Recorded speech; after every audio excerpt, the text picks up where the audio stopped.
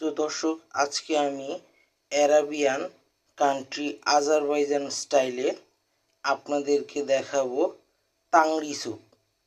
এই তাংরি স্যুপটা তৈরি করতে যে উপকরণগুলো লাগতেছে সেটা হচ্ছে খাসির মাথার মাংস, তার সাথে লাগছে হলো পেঁয়াজ, আদা এবং রসুন, এর সাথে টমেটো, কাঁচামরিচ, গরম মশলা হিসেবে লাগছে দারচিনি, এলাচ, লং, আস্ত জিরা আর হচ্ছে গোলমরিচ। এছাড়া ব্যবহার করা হচ্ছে লেবুর রস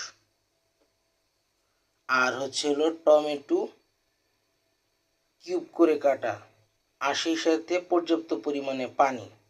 তো আমরা এখানে মাংস বাদে বাকি উপকরণগুলো দিয়ে ভালো করে মশলাটাকে কষিয়ে নিচ্ছি।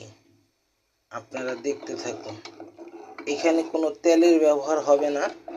এটা একটা স্পেশাল রান্না আজারবাইজান, বিশেষ করে আরব কান্ট্রিগুলোতে এভাবেই তারা তাংরি স্যুপ তৈরি করে। আমরা এখানে যে পেঁয়াজটা দিয়েছি সেই পেঁয়াজটা আমরা একটু থেতো করে নিয়েছি। ওখানে কিন্তু তারা আদা, পেঁয়াজ এবং রসুন তারা আস্ত হিসেবেই ব্যবহার করে, এবং এটা তারা কিন্তু রান্না করে হচ্ছে প্রেসার কুকারে। আমরা সেই প্রেসার কুকারে রান্না করছি। এখন আমরা এই পর্যায়ে এটাতে লবণ আর মাংসটা দিয়ে দিব।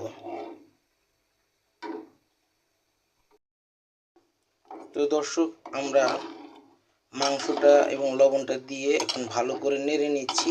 এই ফাঁকে আপনাদের একটা জিনিস বলে রাখি, ওরা কিন্তু চামড়াটার উপরে লোমটা আগুন দিয়ে পুড়িয়ে পরিষ্কার করে শিং সহ ওরা জিনিসটা একবারে পাতিলের ভিতরে দিয়ে দেয়, বিশেষ করে প্রেসার কুকারে। তো আমরা ওইভাবে দিচ্ছি না, আমরা মাংসগুলো টুকরো টুকরো করে সেইভাবে আমরা পিস করে দিয়ে দিয়েছি। এটা আপনাদেরকে আমরা জানিয়ে রাখলাম। একদম অথেন্টিক রান্নাটাই আজকে আমি আপনাদেরকে করে দেখাবো, তাংরি স্যুপ কীভাবে ওরা তৈরি করে। এটা অ্যাকচুয়ালি আমাদের দেশের নিহারি স্টাইল আর কি। তো দর্শক, আমরা শেষবারের মতো ভালো করে নেড়ে চেড়ে দিচ্ছি, যেহেতু এখন বলক উঠে গেছে। এখন আপনার ঢাকনা দিয়ে ঢেকে দিব। দেওয়ার আগে মরিচের গুঁড়া, ধনিয়ার গুঁড়া দিয়ে নিচ্ছি। তো আমরা ঢাকনা দিয়ে ঢেকে দিয়েছি। এরপর এটা হয়ে গেলে আমরা নামিয়ে ফেলব। তো দর্শক, আপনারা দেখতে পাচ্ছেন আমাদের রান্নাটা হয়ে গিয়েছে। বাসায় এটা ট্রাই করবেন। আর বলে রাখা ভালো, এটাতে আমরা তেজপাতাটা ব্যবহার করেছিলাম, যা বলতে ভুলে গিয়েছি। আসসালামু আলাইকুম, আল্লাহ হাফেজ, বিদায়।